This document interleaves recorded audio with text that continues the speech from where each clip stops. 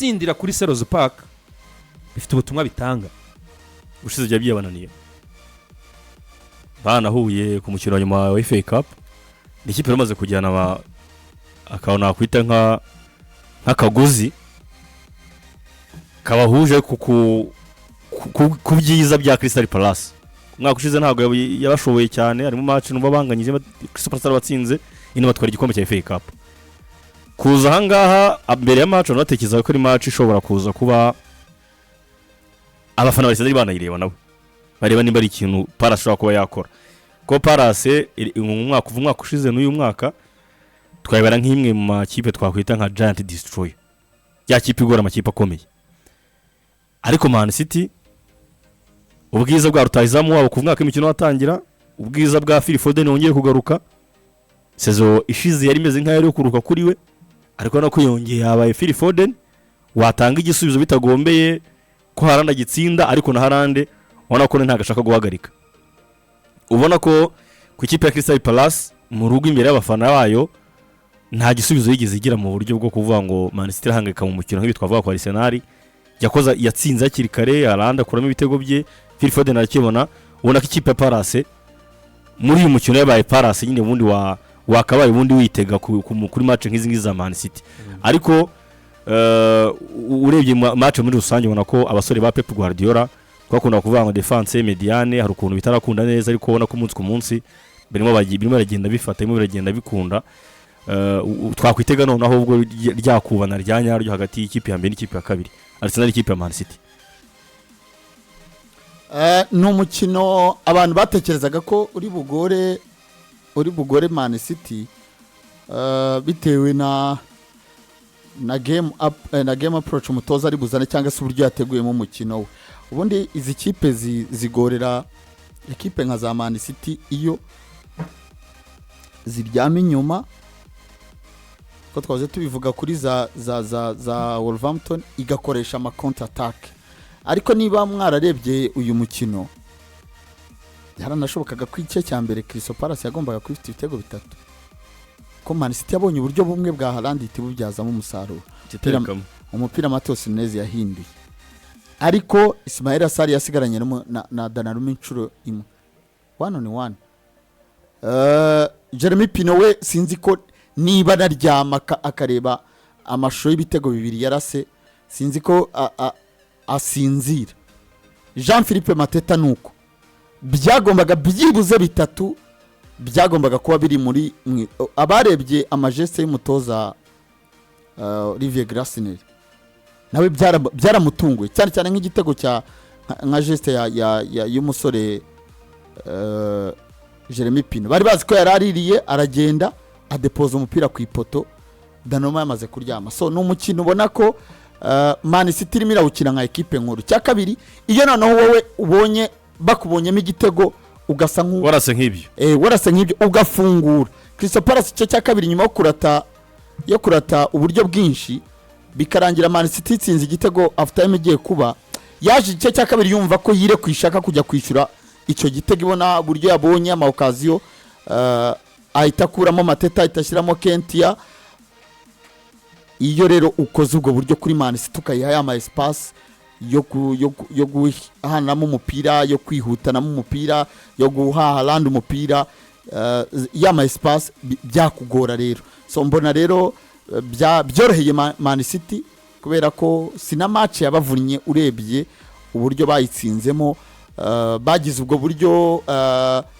defense yabiregerana cyane bakora ama interception bagira umuzamu mwiza first of all nge navuga ko ari nayo summer signing iyi sezo na Granit Xhaka bo Donnarumma na Xhaka navuga ko ari bo bakinyi basinyishijwe muri iyi sezo ubona ko bari bafashije amakipe yabo ku rwego runagaragara so witwa Donnarumma yarayifashije ikindi ubona ko automatisme kumenyerana uburyo Manchester City bahana umupira uburyo Sheriki Phil Foden Haaland uburyo bamaze kugira ubwumvane mu guhanahana umupira mu kuremana uburyo mu guhagarara ubona ko birimo biranyibutsa ya City yaba kwa kuni Kevin De Bruyne yabagaranse umupira Haaland azahana agomba kuwakirira hahandi Bernardo Silva yagombaga gushyira umupira awakira Julian Alvarez cyangwa se Eric Gundogan. Ubona ko byibuze umuntu ubona ko akiri inyuma atarabyumva muri ino mediane yabo ni umuntu bita Tijani Indazi. Tijani Indazi arashaka gutwara umupira wenyine, arashaka gutsinda. Urabona ko nyine icyo kintu akigifitemo. Ariko urebye Man City ni ekipe ifite umutoza uzi uburyo bwo gutwara igikombe. Icya kabiri aracyafite amahirwe yuko byibuze mu bakinnyi 11 yubakiyeho ibintu bye, nubwo Jeremy Doku yari yavuyemo yahise ashyiramo Tijani Indazi ajya mu kibuga hagati, bisaba ko uwitwa Ryan Sherika hengama. Ubona ko byibuze ariyo impact igaragara kuri Manchester City. Navuga ko yari match mu bitekerezo no mu nibyo twarebaga n'imikino iherutse ni Deus wabivuze cyangwa Edizo batari baherutse gutsinda ikipe ya Crystal Palace. Ariko ukurikije uko uyu mukino wagenze n'uburyo woroheye Man City, navuga ko ni Man City yerekanye ko hari niveau cyangwa se urwego igenda izamura umunsi ku munsi.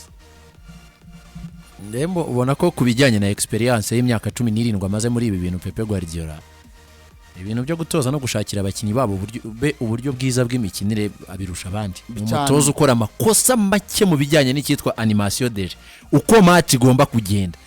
Sinitaye uko bayibuze kuko difference nini iba iyo Manchester City ifite Tijani Indazi mu kibuga ni yatarimo. N'uburyo buhita butandukana.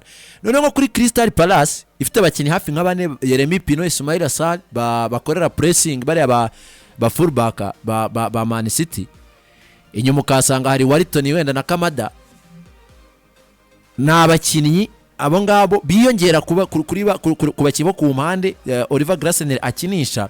None ugasanga barimo rashaka nko kurema sirinombure cyane yo muri mediane, biri buze cyane gushingira kuri nimero 6 umwe akoresha.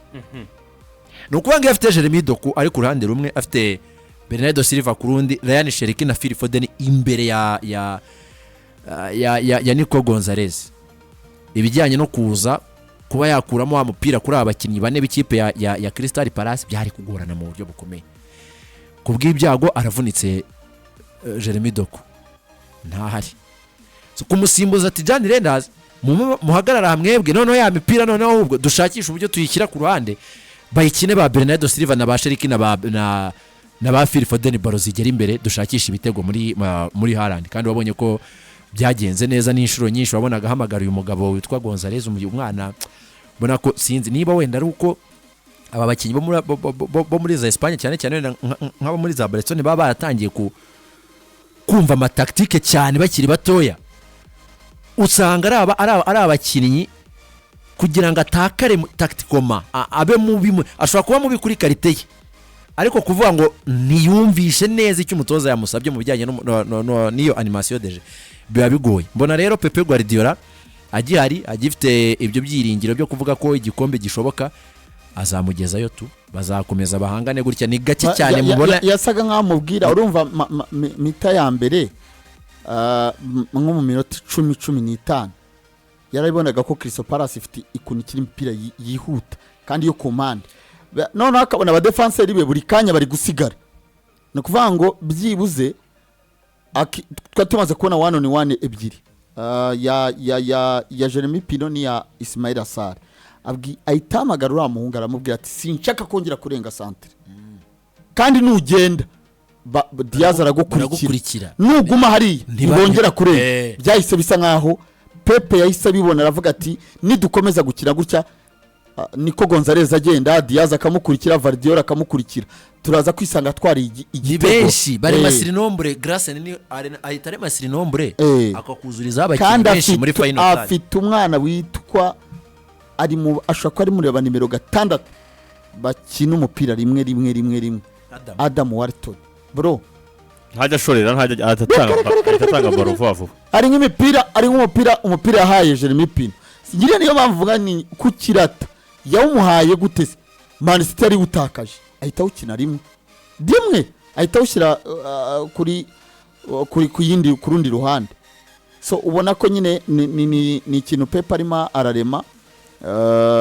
Umuntu yavuga ngo bizamufashe ntazagire, kuko ubona Man City nayo ni za ekipe ubu navuga ko nziza y'umutoza mwiza ariko zitaratwereka ko abasimbura babo baza bagakora ikinyuranyo igihe ababanjemo byanze.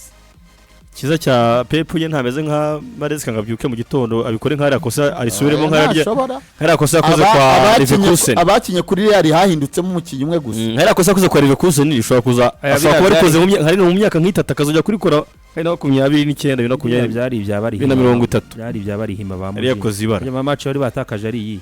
Mbere yaho Newcastle imaze kubacaka. Ni banza ari Newcastle. Ya match yari yamubabaje cyane. Ari amakosa rero bakoze nago sinekeza ko yakongera kuyasubiramo vuba hangaha. Pep